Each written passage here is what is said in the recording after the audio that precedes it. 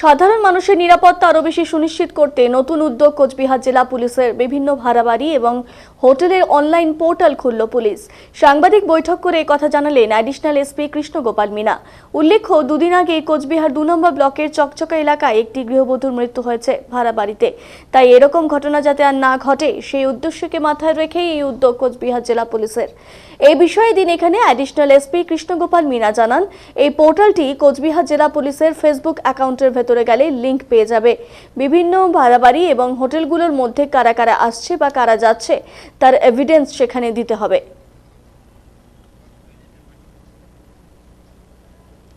Link লাগবে, যে link আছে কোচবিহার যে পুলিশ। হ্যাঁ, আপনারা জানেন যে অনেক সময় দেখা যাচ্ছে যে অনেক ক্রাইম যেটা হয় ওখানে ভাড়া বাড়িতে থেকে বা হোটেলে থেকে লোকজন এসে বাইরে থেকে এসে ক্রাইম করে পালিয়ে যায়। অনেক এরকম সমস্যা দেখা গিয়েছে আগে। হোটেলের কাছ থেকে যে ইনফরমেশন পুলিশের পাওয়ার আছে ওটা সবসময় হোটেলগুলো পাঠায় না বা টাইমলি পাঠায় না, বা হয়তো যখন ফিজিক্যালি মেনটেন করা হয় তো অনেক সমস্যা তার সাথেও জড়িত আছে।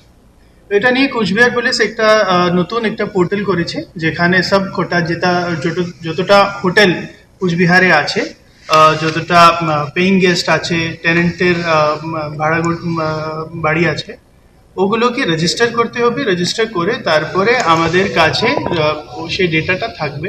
অনলাইনভাবে আমরা ওই ডেটাকে নিতে পারবো। It is environment friendly, at the same time it would ensure মানে যে কোচবিহারের যে সিটিজেন আছে ওনার নিরাপত্তা এনশোর করার জন্য আমরা এই করতে পেরেছি। মিডিয়ার কাছ থেকে আমরা সুযোগ চাইছি, আমরা we need your help and support, যে আপনিও এটাকে নিয়ে সবাইকে অ্যাওয়্যার করেন। যেখানে যেখানে হোটেলস আছে বা ভাড়া বাড়ি আছে সবাইকে এই পোর্টালে রেজিস্টার করতে হবে। এই পোর্টালের লিঙ্কটা কোচবিহার পুলিশের যে ওয়েবসাইট আছে, অফিসিয়াল ওয়েবসাইট, ওখানে দেওয়া হয়েছে।